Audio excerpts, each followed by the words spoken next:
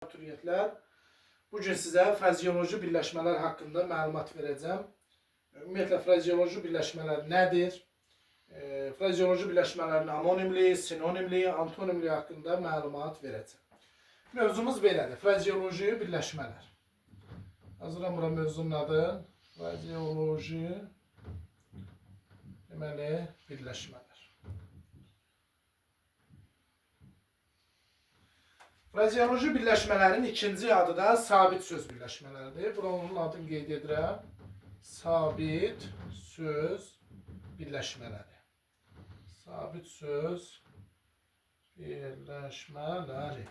Yəni, frazeoloji birləşmələrin ikinci adı da sabit söz birləşmələri. Yəni, həm də biz onlara sabit söz birləşmələri də deyirik. Frazeoloji birləşmələr nədir? Məcazi mənada işlənən birləşmələrdir. Və Azərbaycan dilində ona frazeologizmlər, frazeoloji vahidlər də deyirik. Məsələn, tutaq deyirik ki, qulaq asmaq. Bax, qulaq asmaq. Qulaq asmaq. Qulaq asmaq, bax, bu frazeoloji birləşmə hesab olunur. Yəni, biz qulaq asmaq deyəndə həqiqi mənada qulağı asmırıq. Kimisə dinləyirik. Ona görə də bu frazeoloji birləşmə hesab olunur. Və frazeoloji birləşmələr üçün lazım olan qaydalar var. Bu qaydalar hansılardır? Burada birinci qaydamız belədir ki, frazeoloji birləşmələr belə deyək də tərkibcə dəyişmir. Tərkibcə dəyişmir. Frazeoloji birləşmələr tərkibcə dəyişmir. Bu bir qayda. Və dildə hazır şəkildə mövcud olur. İkinci qaydamız belədir ki, frazeoloji birləşmələr formaca dəyişir. Formaca dəyişir. Formaca dəyişmək nə deməkdir? Yəni, qrammatik şəkilçi qəbul edərək dəyişir. Adətən biz bu tip testlərdə çaşırıq. Tərkibcə dəyişmir, çünki dildə hazır şəkildə mövcuddur.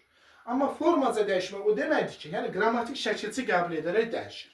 Məsələn, tutaq deyirəm ki, xoşuna gəlmək. Xoşuna gəlmək. Və ya xoşuna gəlir. Fikir verək. Burada tərkibcə dəyişmir. Söz qalıb. Yəni, dildə hazır şəkildə mövcud.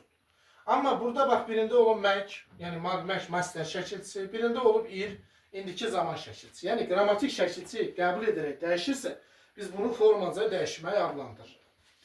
Bu belə. Sonra biz nəyi bilməliyik? Frazeoloji birləşmələrlə bağlı. Bunların da bəzilərini izahını verəcəm sizə.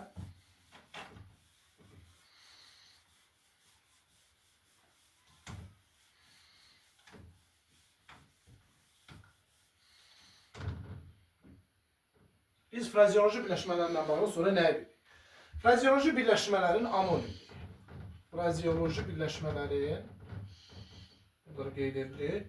Frazeoloji birləşmələrin homonimliyi. Homonimliyi necə? Bu nə deməkdir?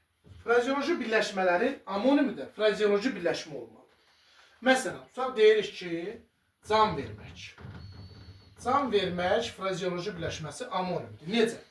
Məsələn, bir var, yağan yağış təbiətə can verirdi. Yəni, təbiəti dirçəldirdi. Bu mənada işlənir. Bir də var, deyirəm ki, qoca can verirdi. Yəni, belə deyək də, dünyasını dəyişirdi. Bu mənada can verməyi biz amonim frazeoloji birləşmə hesab edə bilərik. Sonra eyni zamanda, məsələn, tutaq deyirik ki, söz vermək. Söz vermək. Söz vermək frazeoloji birləşməsi də amonim frazeoloji birləşmədir. Məsələn, deyirəm ki, iclasda ona söz verildi. Yəni, danışmaq üçün söz verildi. Bir də deyirəm ki, məsələn, belə deyək də, mən ona bu məsələni həll etmək üçün söz vermişəm. Yəni, bunu yerinə yetirəcəyəm. Bu mənada söz vermək frazeoloji birləşməsi də amonim frazeoloji birləşmə hesab olunur. Və yaxud, məsələn, belə deyək də, başa vurmaq. Başa vurmaq. Başa vurmaq frazeoloji birləşməsi də amonim frazeoloji birləşmə hesab olunur. Necə? Məsələn, deyirəm ki, başa vuranlardan olasınız. Həyatı başa vurasınız. Xoşbəxt başa vurasınız həyatı.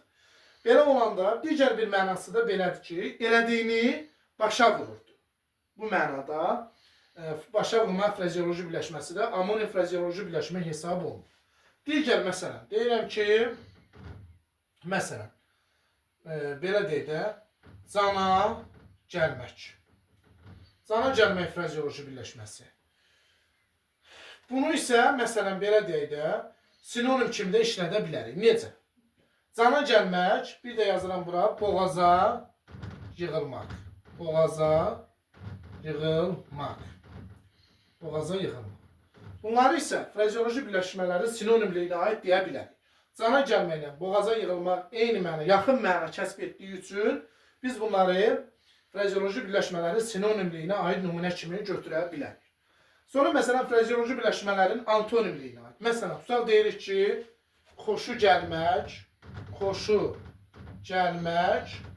bir də deyirik ki, zəhləsi getmək. Bunlar bir-birinin əksidir. Xoşu gəlmək, frazeoloji birləşməsi, antonimi zəhləsi getmək. Yəni bu qaydanı mən izah etmək istəyirəm ki, frazeoloji birləşmələrin amonimi də, sinonimi də, antonimi də frazeoloji birləşmə olmalıdır. Belə, bu tip video dərslərin ardını görmək istəyirsinizsə, video dərslərimizi izləyin, bəyənin. Diqqətinizə görə çox sağ olun.